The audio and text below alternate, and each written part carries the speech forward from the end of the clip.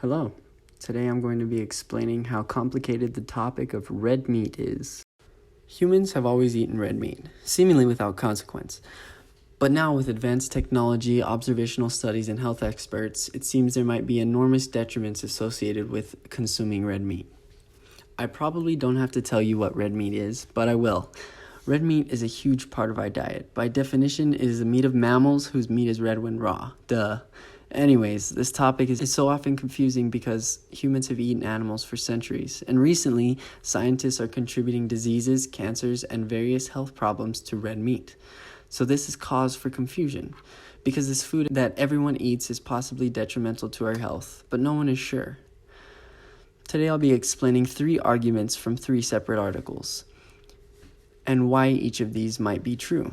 The first article, Is Red Meat Bad for You or Good? An Objective Look by Chris Gunners, presents the case that red meat is naturally good for our bodies, but that modern circumstances have contaminated meat, and these changes and contaminations are likely the cause of health issues.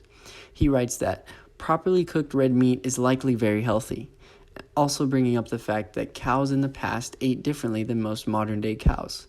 He shows how red meat could be harmful, but that the red meat is not the problem itself. He talks about how studies done by researchers are often misleading, pointing out that one of the main problems with such studies is that they are plagued by various confounding factors. For example, people who eat red meat are less health conscious and more likely to smoke, drink, eat more sugar, exercise less, etc.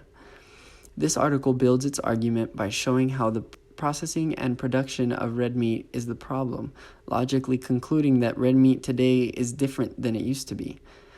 The article includes many statistics to back up his claim, brings up solid history that proves meat is not bad originally and historically, and even gives tips on how much meat is healthy, which meats to buy, and how to cook them. The second article, Is Red Meat Safe to Eat or Not? Food Advice is Confusing Americans, by Frank Miles, introduces a recent study review by a panel of researchers that claim to debunk what all the past studies have said. The scientists reviewed other studies using a different method and found that many of the correlations between all the illnesses were not reasonably large enough to be considered. The dispute laid bare the problems with nutrition research long acknowledged in the scientific world. Nutrition studies almost never have been conclusive, and supposed risks and benefits of certain foods could be oversimplified, says the author. Frank Miles restates that the panel of scientists recommends eating moderate amounts of red meat and attempts to use the study review and some other scientists as credibility and support for his own article. However, he makes sure to mention that the scientists were not sure of the actual consequences to eating red meat and that they could be wrong since they did not conduct their own studies. The final article, What's the Beef with Red Meat? By Harvard Men's Health Watch, directly opposes the arguments of the first and second article. They claim that the panel of scientists used methods that were not meant to review the kind of studies they reviewed, and therefore their review should be considered invalid. This article supports this in saying, this new red meat and processed meat recommendation was based on flawed methodology and misinterpretation of nutritional evidence, says Dr. Frank Hugh.